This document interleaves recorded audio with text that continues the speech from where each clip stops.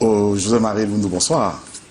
Bonsoir Rodrigue. Vous nous avez écouté pendant plus de 3/4 d'heure, je vous ai vu prendre beaucoup de notes également. Vous n'avez pas toujours été d'accord, je vous ai vu faire des grands signes aussi dans le décor il y a un instant. Vous pouvez entrer dans ce duel par des questions ou faire un constat général sur ce qui a été dit par notre invité vedette ce soir, ici ou avant, ailleurs. Vous avez libre choix. Je vous remercie, Rodrigue, pour l'intérêt que vous portez depuis un moment à ma modeste personne. À la qualité de ce que vous produisez. Et ce soir, encore, vous m'avez mis devant une situation difficile. Parce que vous me mettez devant un jeune homme courageux qui a pris sur lui de faire la chronique d'un complexe historique, d'une densité, ma foi, difficile à cerner. Je voudrais le féliciter pour cela, d'autant plus que nous avons un problème chez nous, c'est que l'art épistolaire n'est pas trop notre affaire. Je veux le féliciter également parce que je ne sais pas. Premièrement, je vais vous poser quelques questions, monsieur Nké. Vous vous sentez camerounais? Est-ce que vous vous sentez camerounais, véritablement? Et quel est l'intérêt à préciser que vous êtes de la région du centre? Est-ce que c'est vous qui avez écrit ça? Est-ce que c'est votre éditeur qui dit camerounais originaire de la région du centre? Est-ce que c'est important que l'on sache de quelle région vous venez? Deuxième chose, autre question. Dans votre livre, vous dites que Paul Biya est un homme du passé. Alors, qu'est-ce qui vous intéresse pour le Cameroun? Le passé ou l'avenir? Qu'est-ce qui, à votre avis, serait intéressant de présenter à la jeunesse camerounaise aujourd'hui? Parce qu'il y a comme une sorte de contradiction dans votre démarche entre quelqu'un qui voudrait se projeter vers l'avenir, mais qui s'intéresse particulièrement à un homme du passé. Troisièmement, vous avez parlé d'autocratie. Et vous parlez d'un naufrage. Donc il s'agit peut-être d'un océan. Et vous comparez l'autocratie à un navire. C'est une très belle métaphore. Mais est-ce que vous avez déjà vécu l'autocratie? Parce que moi j'ai vécu l'autocratie. C'est-à-dire un modèle politique uni, monopartisan, avec un chef d'État tout puissant qui a le droit de vie ou de mort sur les citoyens. J'ai aussi vécu un autre Cameroun, moins qui me paraît d'ailleurs au bord du libertinage, chose d'ailleurs que les Camerounais reprochent au régime actuel, à savoir qu'on a confondu la liberté et le libertinage. Enfin, est-ce que vous savez que vous êtes un produit du disque dur? Est-ce que vous savez que vous êtes un pur produit du président Biya? Que c'est lui qui vous a envoyé à l'école, son régime? Que c'est son régime qui vous a permis d'être l'intellectuel pétillant et impertinent? Est-ce que vous êtes conscient de ça? Je vais finir en disant que je suis très embêté parce que vous avez fait des confidences sur ce plateau qui m'ont particulièrement ému en tant que père sur le plan affectif. Est-ce que vous avez besoin d'être catharsisé? Vous avez besoin d'être exorcisé? Est-ce qu'il se trouve que dans votre démarche, vous sentez ce vide, cette sécheresse? A-t-elle besoin d'une longue saison de pluie pour effectivement arroser un cœur qui est complètement asséché et qui a besoin d'être engraissé pour que le Cameroun profite réellement de l'intelligence qui vous habite, mais qui est exploitée, à mon avis, de manière extrêmement tatillonne. Je veux m'arrêter à ce niveau. Merci, grand frère. Il y a quelque chose en philosophie qu'on appelle l'analogon. L'analogon, c'est le corrélat noématique de la conscience imageante. C'est trop compliqué. C'est pour dire qu'en fait... vous pouvez faire plus simple.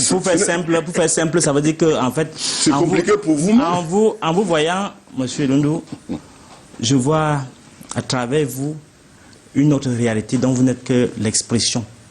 C'est-à-dire, je vois en vous tout le reste de personnes d'un certain âge qui sont attachées à une rhétorique qui, ma foi, n'honore pas en fait ce qui devrait représenter. Je veux dire par là que quand je vous vois, je pense aux autres, Fame Ndongo, à Tanganji, tous ces gens qui sont dans une sorte de rhétorique, dans une sorte d'imaginaire qui est en déphasage avec les réalités de leur propre chef, de leur propre champion. On vous a présenté ici comme leader de la société civile.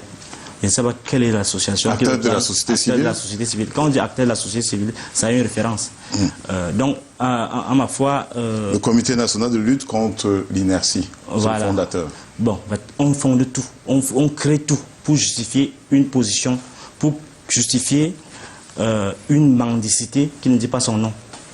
Ce que je veux dire, c'est que, en le voyant justement, ça me rappelle un livre, L'insoutenable légèreté de l'être. L'insoutenable légèreté de l'être.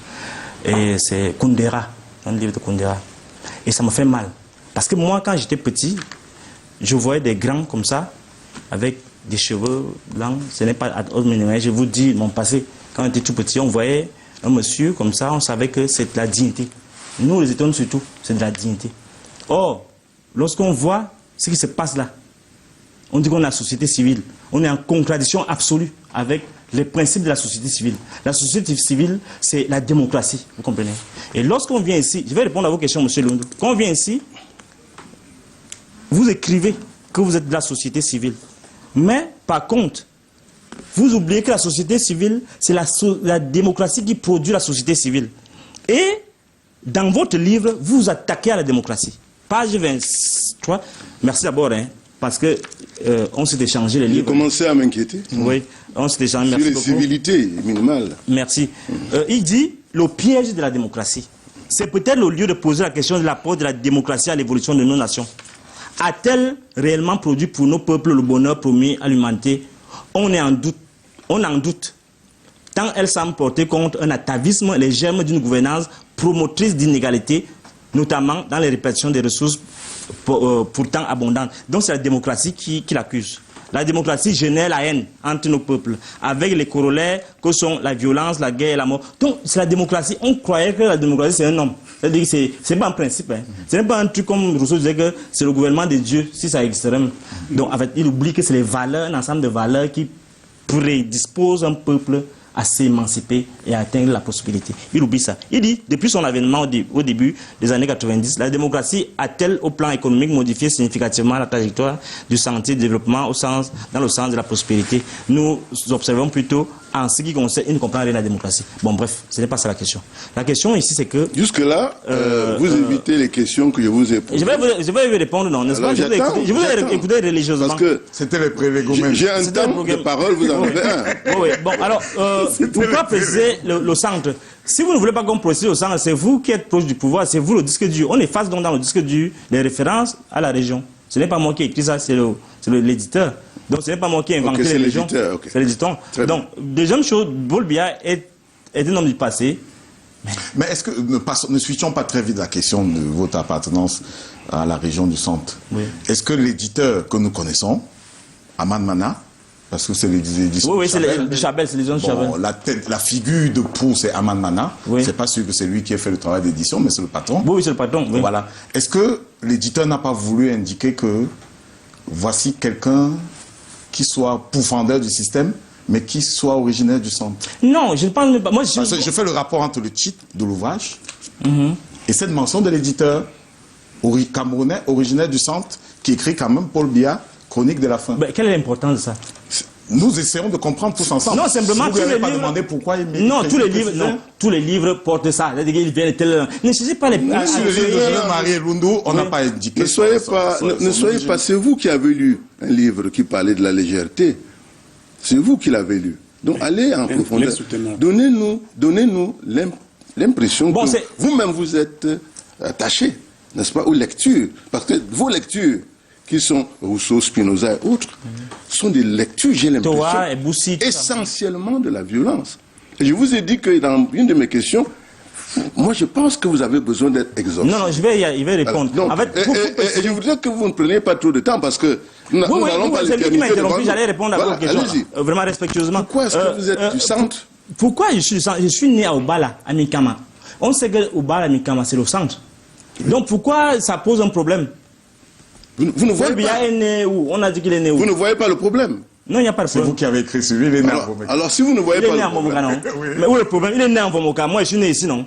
Ça pose quel problème? Si vous ne voyez pas le problème... Dites-moi le problème. Dans un de vos chapitres, vous posez des questions de tribalisme. Oui. Je voudrais savoir, vous vous sentez vraiment du centre? Qu'est-ce que ça vous fait d'être du centre? Vous ressentez quoi particulièrement à dire que je suis du centre? La trahison. Le centre et la trahison sont, sont voisins. Laissez-moi. Encore que probablement, attendez, laissez-moi m'exprimer. Encore que probablement la période à laquelle est né Fridolin, que la région du centre n'existait pas. Voilà. C'était le centre-sud. Bon, je suis né en 76. Voilà. Bon, je vais vous dire mon sentiment. Et l'autre chose, vous avez parlé tout à l'heure, je vais vous dire, en 2004, je crée le Comité national de lutte contre l'inertie. Et je suis déjà un homme. Je ne fais pas de trafic de bourse sous forme de grève. Je vous ai expliqué tout à l'heure. Parce que ce que vous avez expliqué tout à l'heure, c'est que vous êtes un maître chanteur. Vous êtes doublé d'un maître chanteur, monsieur Nké. Et vous vous permettez de donner des leçons d'éthique à quelqu'un qui ne défend que l'éthique, connu pour cela d'ailleurs. Vous m'avez offert ce livre. Vous m'avez offert ce livre en me disant ceci. Parce que vous êtes un être de duplicité permanente. Voilà ce que dit M. Nké. C'est lui qui écrit. Je suis allé chez lui, dans son bureau, prendre ses livres. Il me dit, à mon grand frère José-Marie Lundu, en témoignage de son engagement dans la conscientisation de notre peuple. C'est lui qui l'écrit. En signe de gratitude pour tous les sacrifices en faveur de la pérennisation de la paix et de l'unité nationale. C'est ce que vous dites de moi. Répétez-le. Ne dites pas ce que vous venez de dire tout à l'heure, me comparant. Non, vous savez pourquoi j'ai écrit ça. Je n'ai jamais été membre du gouvernement. Je n'ai même jamais travaillé dans une administration. Je n'ai même jamais émargé. Vous avez eu la chance d'émarger pour une bourse. Je n'ai jamais émargé où que ce soit dans une administration au Cameroun. Je n'ai jamais eu le moindre contrat. Ça veut dire que la moindre des choses, monsieur Nké, c'est que quand vous voulez faire un débat, moi j'ai potassé sur vous. Je n'irai pas plus loin que ça. Parce que moi j'ai potassé sur vous, je n'irai pas plus loin que ça, pour des raisons d'éducation et de formation, et parce que vous avez confessé votre faiblesse affective. Et pour cela, je ne vous persécuterai pas sur ce plateau. Voilà. Et donc, je souhaite qu'on reste vraiment... Nous restons dans je vais être lapidaire, mais je ne veux pas être... Je n'ai même pas répondu. Laissez-moi d'abord que je réponde à cette question. Je ne voudrais pas vous persécuter. Je voudrais que vous compreniez que aujourd'hui, ce que j'observe... Je vais d'abord répondre à laissez les questions. Je dois répondre à ces questions. Monsieur Ronguet Tonguet, je veux qu'il réponde à la question. Voilà, allez-y. Je veux qu'il réponde. Alors répondez aux questions. Vous n'êtes pas là pour me faire... Répondez dans aux questions. Vous n'êtes pas venu ici pour me faire des faveurs. Alors répondez dans aux questions. Ce que je voulais dire, c'est que j'ai écrit ça. C'était pour vous dire qu'au moins vous n'avez pas tué votre femme, vous n'avez pas tué vos enfants, vous avez fait votre devoir de citoyen. Simplement. Et que vous avez contribué par un ensemble de choses, sûrement des affaires. Vous avez contribué d'une façon ou d'une autre à la prospérité du pays. C'est tout. À la prospérité du pays. Bon, alors... ce pays est-il prospère? Quand on évite de tuer... Est-ce que le pays est prospère? Bon, alors... Non, on ne va pas revenir. Non, parce qu'il faut... Alors, monsieur, vous dites que monsieur Biya est un homme du passé. Pourquoi cette inconstance-là, tantôt le passé, tantôt l'avenir? En réalité, le règne de Biya est fini. Le règne de M. Biya est fini. Là, nous sommes en train de négocier l'après-Biya. Et vous devez comprendre que nous sommes dans une posture où on doit penser les fondamentaux pour demain. Mon livre que vous voyez là, il y a un ministre l'autre jour qui m'a vu passer. Il me dit, hey, vous là, vous avez écrit il était avec son particulier, vous avez écrit un livre bien mais qui est sale. Je dis, monsieur le ministre, vous les gens de Paul Biya là, lisez la deuxième partie si vous ne voulez pas lire la première partie. Bref, pour dire qu'en réalité, mon livre se situe à l'entre-deux. Nous sommes dans l'actualité où je décris le système, les mécanismes du système. Et à la deuxième partie où je fais la prospective. C'est mon rôle de penseur de la société. Ce que je veux dire, c'est quoi? C'est que l'autocratie, j'ai lu votre livre. Je l'ai lu aussi et je vous remercie de ces éléments-là. Mais vous avez une lecture très biaisée. Par exemple, quand vous attaquez à M. Cabral Libye, lorsqu'il est parti, c'est pas mon ami. Hein, je ne me suis pas attaqué. Bon, alors il a dit, vous voyez des jeunes hommes qui vont page 33. Il dit que ces jeunes pourtant sont tous des produits, et il me rappelle la même chose, sont tous des produits du renouveau. C'est ce régime qui les a nourris, soignés et envoyés. Vous croyez que c'est une faveur que Biya fait de maintenir son devoir, on l'a élu pour ça. Il ne fait même rien. Mais reconnaissez-le donc. Ce n'est pas lui. Attends, reconnaissez qu'il fait son devoir. Dites que je dois remercier le peuple camerounais. Reconnaissez qu'il fait son devoir. Il n'est pas Dieu. Vous dites qu'il a fait son devoir. Reconnaissez qu'il fait son devoir. Quand vous dites ici, ce régime qui les a nourris, soignés et envoyés à l'école, donc c'est notre père. Pour lui, c'est mon père. C'est ma maman qui m'occupait qui parlait vendre le bois. Pourquoi vous êtes comme ça? Votre mère, même avec qui vous étiez toujours en conflit. Mais c'est normal. Même lorsque c'était votre mère, vous êtes entré en conflit avec elle. C'est ma mère. C'est vous qui l'avez dit. Elle est chez moi. Donc, malgré tout. Bon, alors. Parce que je ne suis pas un conformiste. Bon, alors, mais c'est ce régime. Mais il y en a qui font pire que ça, hein, qui tuent leur maman, mais qui ne viennent pas se confier. Au moins, moi, je suis clair. Mais permettez que les lecteurs achètent mon livre. C'est sous lui qu'ils se sont procuré un emploi public, qu'ils ont prospéré. Vous croyez que les emplois publics, là, c'est pour Paul Biya? C'est le peuple camerounais, monsieur. On lui a donné juste un mandat pendant quelques temps et qui ne tombe pas sur le pouvoir. Il n'y a pas d'emploi public en Somalie. Bon, dans tous les cas, ce n'est pas grave. Mais sachez que c'est le peuple camerounais qui assure la sécurité de ce pays. Biya n'est qu'un outil. Le gouvernement n'est qu'un outil du peuple. Donc il faut que vous compreniez, il ne faut pas arrêter d'infantiliser les gens avec des références minables comme ça. Alors, c'est tout ce que vous avez chose, c'est quoi? Produit du disque du président de la République, ça ne vaut rien. Ai-je besoin d'être exorcisé? Est-ce que je suis camerounais? Monsieur Elundu, vous devez comprendre que ce n'est pas parce qu'on ne fait pas dans le larbinisme, c'est-à-dire que tu fais pitié, beaucoup, l'économie de la mendicité, que tu deviens camerounais plus que les autres. Comme l'économie de la mendicité que vous entretenez avec ces trucs-là, association, de ceci, association. Non, c'est-à-dire c'est pas ça. Un Cameroun, c'est celui qui peut se sacrifier et laisser les gens qui se sacrifient. Lors du jour à la présidence là-bas, j'ai dit à l'un de vos amis là-bas, qui m'a fait venir pour me parler, il va se reconnaître, pour me proposer plein de choses, en février dernier. Et je lui ai dit, non, tout ce que tu me proposes, ce n'est pas ça que je veux dans ma vie.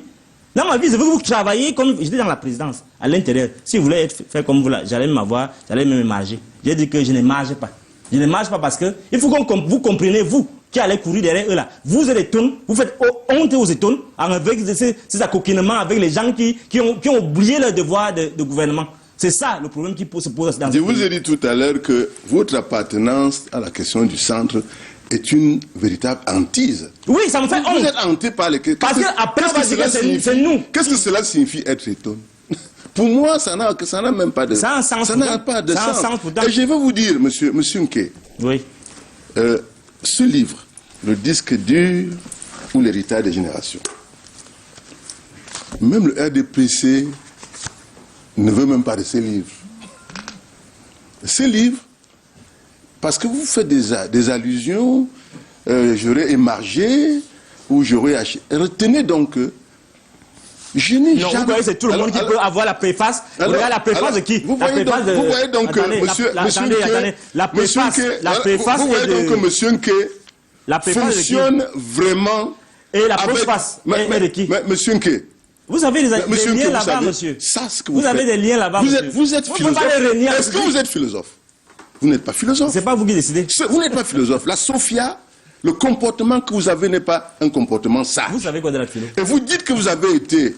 vous avez un doctorat en matière d'information, je ne sais pas quoi. Non, j'ai dit j'ai fait un doctorat. Avant de faire des affirmations de ce genre, ce que vous venez de dire, j'ai rencontré monsieur... Je n'ai pas votre tempérament. Je suis un homme respectueux des autres. Et lorsque j'ai combattu avant vous, l'état de ce régime, ceux qui étaient là le savent.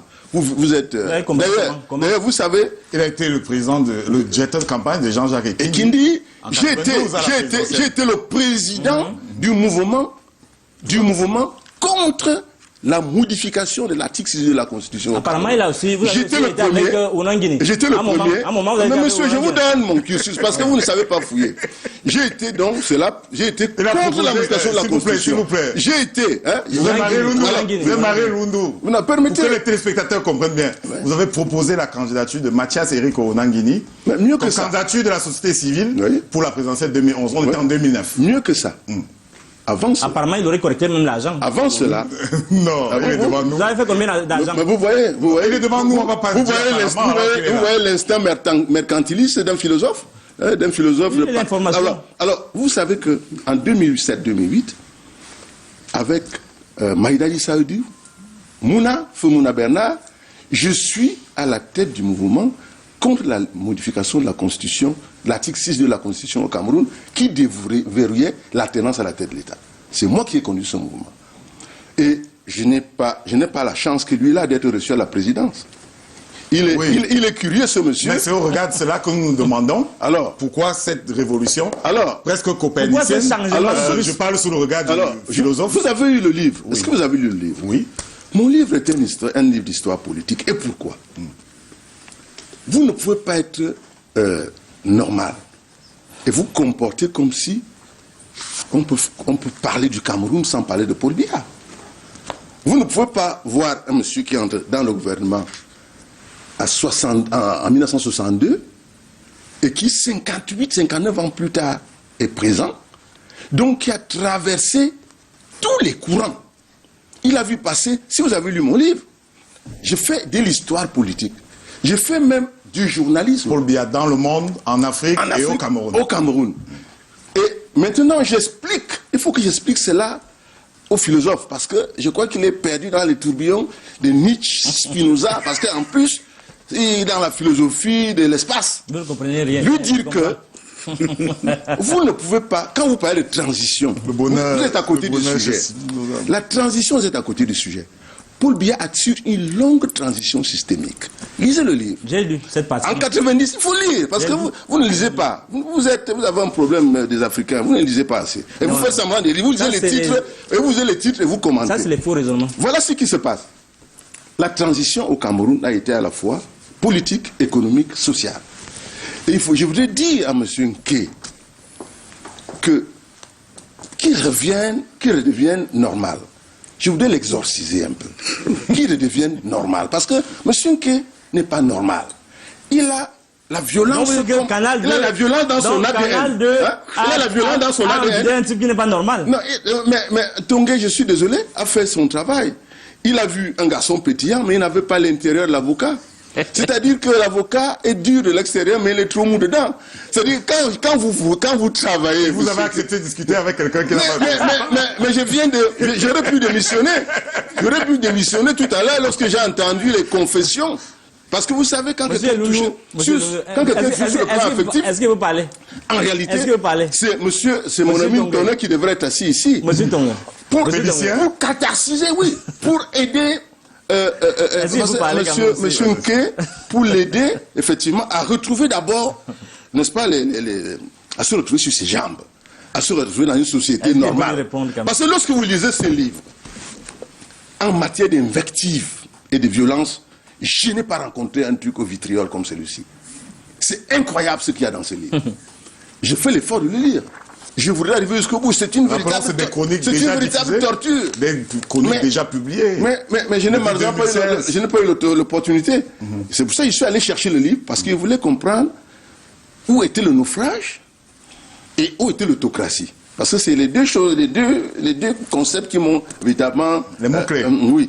Le naufrage et l'autocratie. Nous allons... Ce qui est dommage, c'est que vous vivez comme des prophètes. Mais vous savez que Paul Biya peut nous enterrer tous. Attention. Vous n'avez aucun moyen de démontrer aujourd'hui que ce monsieur va mourir avant nous ou bien qu'il va partir de là. Aucun moyen. Donc, restez sur vos champs, monsieur. Vous vivez dans les étoiles, comme les philosophes. Hein? Il a dit qu'il y a une lampe dans le cerveau avec laquelle il ne marche pas pour faire quoi. Mais retenez, monsieur Nké, que Paul Biya peut nous enterrer tous. Et je vous ai entendu dire des choses du genre, on va changer tel à tel, on va mettre tel à la place de tel. Le Cameroun est un pays sérieux, où vous avez des institutions. Il y a quelques personnes qui font, comme dans tous les pays, qui sont des brebis galeuses. Je vous rappelle que en France, aux États-Unis, en Chine, partout, on pend même les gens là-bas parce qu'il y a des gens qui dérapent toujours. Mais au Cameroun, on sait comment on fait pour être chef d'État. Est-ce que je vais parler aujourd'hui? On sait comment on fait pour être chef d'État. Et je vais finir en disant que vous défendez la cause et vous êtes attaqué à mon petit frère N'Djamène, Célestin, qui est un homme de très grande valeur, que je connais avant même qu'il ne vienne au Cameroun. J'étais en contact avec lui lorsque moi j'étais très actif. C'est des gens qui me soutenaient depuis la diaspora. À qui vous avez tiré une balle sur son parti a tiré une balle sur la jambe d'un homme politique qui a cru en un projet de société et qui a cru que la démocratie avait un sens. C'est pour cela que je vous dis, monsieur Nké, que ne croyez pas à la démocratie frelatée et avariée qu'on nous sert. Aujourd'hui, d'ailleurs, elle n'existe plus. Macron a ouvert aujourd'hui le sommet sur l'avenir de l'Europe. La démocratie est terminée. En Europe, aujourd'hui, les gens sont enfermés dans leur maison. C'est plus de 3 milliards de prisonniers, enfermés, confinés. Tout c'est terminé. Vous êtes en arrière. Projetez-vous. Vous êtes un jeune homme. Sortez de ces batailles villageoises et paysannes du Cameroun. Regardez le pays, votre pays, post-coronavirus, là où le vaccin est devenu, a remplacé la bombe atomique et l'alimentaire. Hein? Faites en sorte que les jeunes qui vous suivent, ils sont certainement nombreux, aient un discours, un regard beaucoup plus cohérent sur l'avenir, sur le Cameroun. N'entretenez pas ce pessimisme, ce pessimisme au Camerounais, n'est-ce pas, qui, ma foi, ne peut pas porter et contribue seulement à les rendre plus fiévreux, plus frileux. Je vous en prie. Vous ne pouvez pas gâcher votre intelligence, n'est-ce pas, en vous comportant tel que vous le faites. Et votre livre, changez-le. Écrivez autre chose. Ce livre ne sert à rien. Il n'apporte rien aux Camerounais. Le mien écrit l'histoire du Cameroun. Le vôtre n'apporte rien aux jeunes Camerounais qui ont besoin de quoi? Qui ont besoin d'avoir de l'espoir, qui ont besoin de voir l'avenir, qui ont besoin d'avoir de l'emploi, de savoir qu'ils peuvent se employer, de déployer leur intelligence et leur pétillance. C'est ce vers quoi je vous appelle. Je ne vous appelle pas ici pour l'invective ou pour que vous me rappeliez mes cheveux blancs. On suit donc la réponse à votre appel. Il vous a écouté sagement. Je vous propose de l'écouter, de lui rendre la politique. Je veux l'écouter de bout en bout. D'accord. Monsieur Loulou, je vous ai dit que quand je vous vois, ce livre-là de Koundéra traduit vraiment votre état d'esprit. Et ceux qui sont comme vous dans ce gouvernement, l'insoutenable légèreté de l'être. C'est-à-dire, tout ce que vous racontez là, ça me fait bizarre. Ça me fait bizarre parce que c'est comme si vous confondez tout. Vos fantasmes personnels, vos ambitions, parce que vous en avez encore quand même. Bon, et c'est bien appréciable. Et votre avenir que vous jugez hypothétique à travers la peur que vous avez de ma situation. Non, moi, je suis très confiant. Je suis très confiant que le système est en train de partir et on doit le renouveler. J'ai lu les livres sur Biya, j'ai lu les livres sur le système. Je trouve que si vous êtes honnête, vous allez vous rendre compte que ce livre que j'ai écrit pendant 5 ans, je ne veux pas comparer avec le vôtre, parce qu'il n'est pas comparable, hein, déjà sur la qualité et tout ça. Bon, bref, ce n'est pas l'objet. Bon, ce livre a ceci de particulier qu'il fait le diagnostic de la situation actuelle. J'ai fait en quelque sorte œuvre de notaire. Vous avez parlé de l'histoire, une histoire édulcorée, où vous incriminez tout le monde. Je vois la page, c'est ce qui me débute de dire que vous mettez sur la guerre au nord et au sud-ouest. Je vois vous attaquer aux médecins, aux enseignants, qui ont, d'après vous, poussé Ahidjo à soutenir, à sortir du fédéralisme pour l'État unitaire. Vous dites par exemple à la page 105, il est cependant important de noter que les enseignants, et là je dis par rapport à la guerre au nord et au sud-est, il est actuel parce que vous justifiez le fait qu'on doit être vraiment dans le régime centralisé. Il est cependant important de noter que les enseignants et les médecins du Cameroun occidental avaient insisté voyant le niveau de revenus de leurs collègues du Cameroun oriental, mis la pression pour que le pays aille à l'état unitaire. Il y a eu des grèves d'enseignants, Maître Akerem, on peut le confirmer, ainsi de suite. Et plus loin, vous dites qu'il y a une bataille des générations et que c'est les gens, c'est la diaspora qui crée tous les problèmes. Cette génération voit en l'état unitaire un véritable frein à son ascension sociale. Donc, tous les gens qui se battent là pour leur forme de gouvernement qu'ils ont connue depuis la réunification, donc vous croyez que tout le monde est dans la logique de la nourriture, dans la logique d'avoir quelque chose, un strapontin, comme vous là, vous cherchez à travers l'économie de la mendicité, vous trouvez toujours le moyen d'inciter les gens à adhérer à quelque chose qui est insupportable, quelque chose qui est intenable. Vous dites là, noir et blanc, en page 109, qu'on fait tout ça parce que les gens veulent une ascension sociale. Non, tout le monde ne raisonne pas avec la panse. Il faut comprendre ça, M. Lundou. Tout le monde ne raisonne pas avec la panse. Et vous dites qu'aller à la présidence, être reçu là-bas, c'est un privilège. Quel privilège? C'est notre maison, la présidence. Ailleurs, on n'a pas besoin de tout ce tralala. Si un pays même est normal, on n'a pas besoin de tout cela pour aller. Être reçu à la présidence, être reçu au premier ministère, c'est tout à fait normal. C'est vous qui trouvez que c'est extraordinaire. Quand moi j'y vais, c'est comme si j'avais à Mikama. D'ailleurs, c'est sur ma route pour aller à Mikama. Il faut qu'ils comprennent. D'ailleurs, c'est pas le chez lui, c'est pas le chez eux. C'est notre maison à nous. Alors permettez-moi de continuer. Vous savez que à votre âge, là, il faut respecter les petits. Moi, je vous respecte déjà beaucoup. Bon, alors, parce que vous avez la fameuse citation, un certain âge là, ne va pas en conflit contre un petit, parce que lui voit clair. Là où je vais vous lancer un petit truc, là, vous n'allez pas voir venir. Bon, ce qui fait donc que, je dois juste vous dire que, par rapport à votre attitude, excusez-moi de revenir sur ça, mais trop de rhétorique sur Biya qui doit mourir, qui peut mourir, il peut nous enterrer tous. Non, non, il ne va pas enterrer tout le monde. Non, vous vous trompez. Vous croyez que c'est un dieu. Non. C'est un type qui est déjà vieux et qui doit comprendre qu'il est déjà vieux et qui doit sécuriser son avenir. Son avenir, c'est notre héritage que nous voulons avoir. Paul Biya, ce n'est pas le vôtre. Hein. Paul Biya, c'est l'instrument de tout le peuple camerounais. Vous croyez que vous le défendez plus que nous? Le disque dur. Moi, quand j'ai lu votre livre, j'ai pensé à une anecdote chez moi. Il y a chacun chez lui. Hein. Mais l'État républicain, c'est pour qu'on supprime ces références et qu'on adhère à quelque chose de neuf. Quand j'ai lu votre livre, j'ai pensé à quelque chose qui... chez nous, il y a un type qu'on appelle Onanamusong. On dit Onanamusong, Onanamusong, la montre Onanamusong. C'est-à-dire qu'il avait une montre, c'est un type qui était très connu, il avait une montre. Et la montre là indiquait la même heure. C'est-à-dire qu'aujourd'hui, on a un peu de Abouangoué. C'est-à-dire que l'heure d'hier est toujours l'heure d'hier. Non, le pays doit découler.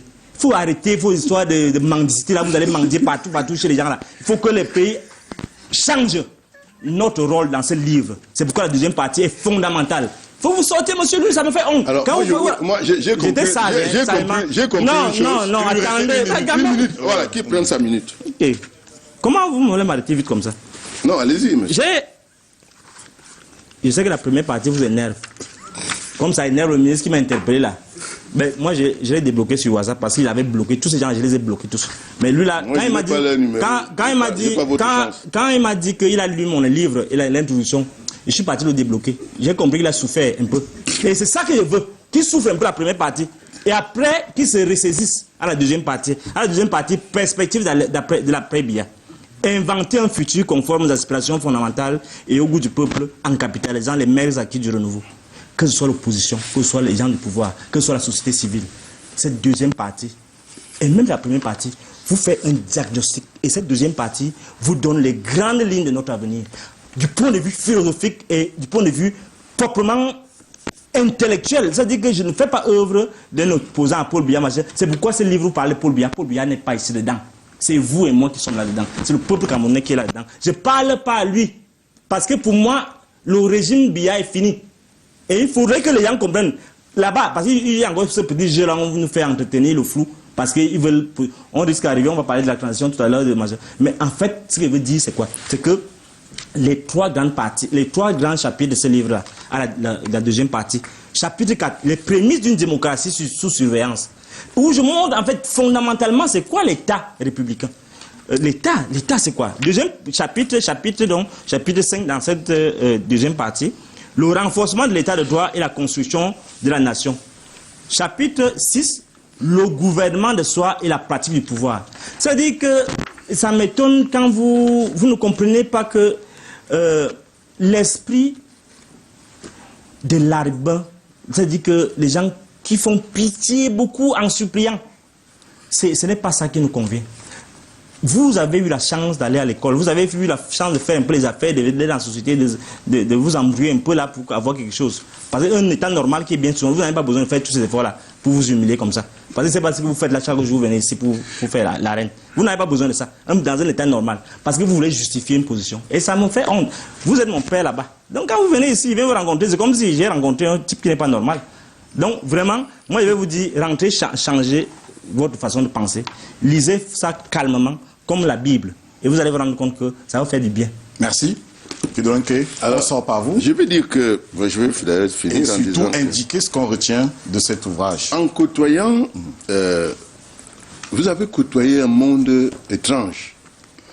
Vous avez côtoyé des gens que vous avez même pris en référence dans votre société, un certain Nana, qui avait une montre. Voilà des gens qui vous avez côtoyé. Vous avez côtoyé qu'une misère sentimentale. Et je pense que nous avons la mission de vous comprendre et de vous aider à revenir sur le chemin de la norme, qui n'a rien à voir avec le Paul Biya. Et je voudrais dire ici que ce livre n'est pas apologétique. Ceux qui l'ont lu le savent. Je crois qu'il ne l'a pas lu. Ce livre n'a pas pour mission de défendre un quelconque régime. Il a pour mission d'apporter un peu d'apaisement dans notre pays. Pourquoi, monsieur Hérodic Tongué? En 1982, lorsque Paul Biya prenait le pouvoir, Yaoundé s'arrêtait à Etoudi. Même pas. Voilà. Yaoundé s'arrêtait à Etoudi, s'arrêtait au Palais des Congrès, s'arrêtait à Obilis. Yaoundé, c'était un petit poste. On ne peut pas dire aujourd'hui que Paul Biya le régime de M. Biya n'a pas apporté au Cameroun une évolution certaine, même si elle n'est pas parfaite. J'écris à l'entame de mon livre, et je suis malheureusement différent de monsieur, il y a deux manières d'apprécier le contenu d'un récipient. Il peut être à moitié plein ou à moitié vide. C'est une question de tempérament. Je préfère le voir à moitié plein. Bon, vous aimez voir le verre à moitié vide. Bon, et j'écris pour la jeunesse camerounaise et africaine, afin qu'elle soit fortifiée par la bonne information. C'est ce que je suis en train de vous donner. La bonne information. Merci. Et qu'elle échappe à la manipulation.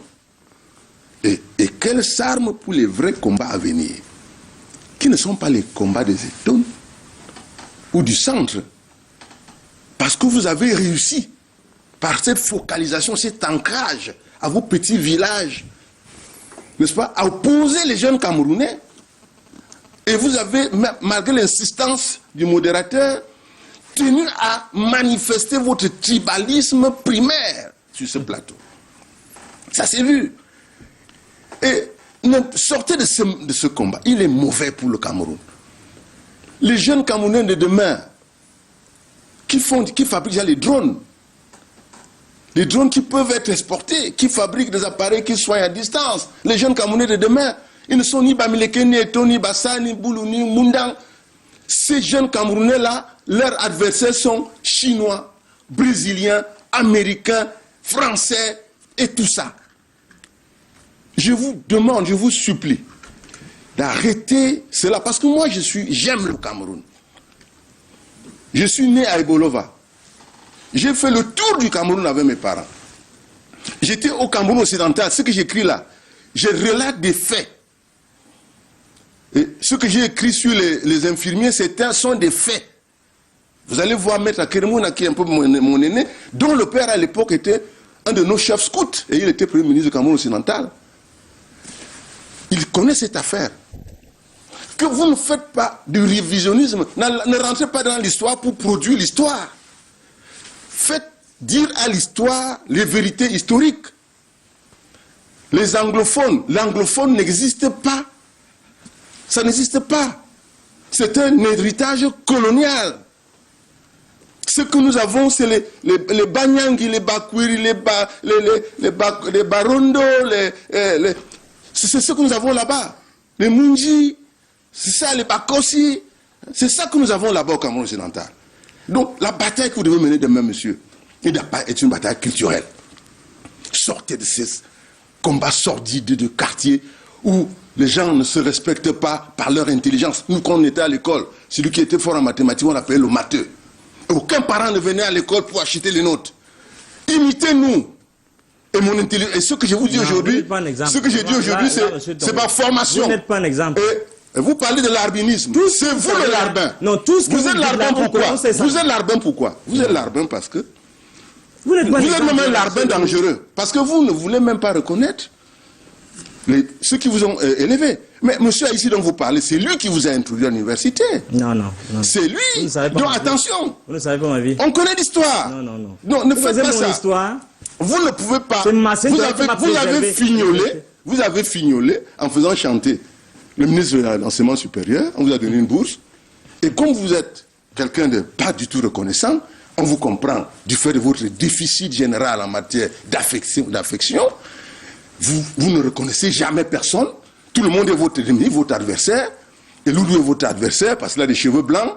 Et vous le traitez larbin alors que vous ne l'avez jamais vu dans un monde larbinisme. Vous voulez qu'il révèle comment nous avons changé nos livres? Moi, je n'entrerai pas dans ça. Les questions financières, ce n'est pas moi, c'est plutôt vous. Il faut rentrer dedans. Voilà. Donc je pense qu'il faut qu'on soit plutôt... Moi, ce que je retiens de cette émission, vous humiliez. C'est que vous m'avez donné l'opportunité de passer le message de la jeunesse. Le message de l'espoir, le message du futur des Camerounais de demain, n'est-ce pas, qui ont intérêt essentiellement à regarder de manière convergente vers le futur. Voilà. Merci, Joseph-Marie Lundu. Merci d'avoir participé à ce dialogue. Moi, je ne peux pas dire autre chose parce que, par respect, je préfère qu'il aille. Je vous ai dit, rentrez chez vous, consacrez-vous à autre chose. Vraiment, les histoires que vous venez faire... Tout ce que vous allez dire ne vous engagera que vous. Merci, Joseph-Marie Lundu, d'être passé par ici. Nous allons donc prendre... Merci. Nous allons prendre des questions de confrères et conclure l'émission. La deuxième dorsale, c'était l'avenir du Cameroun. Oui. Fridolin Kay,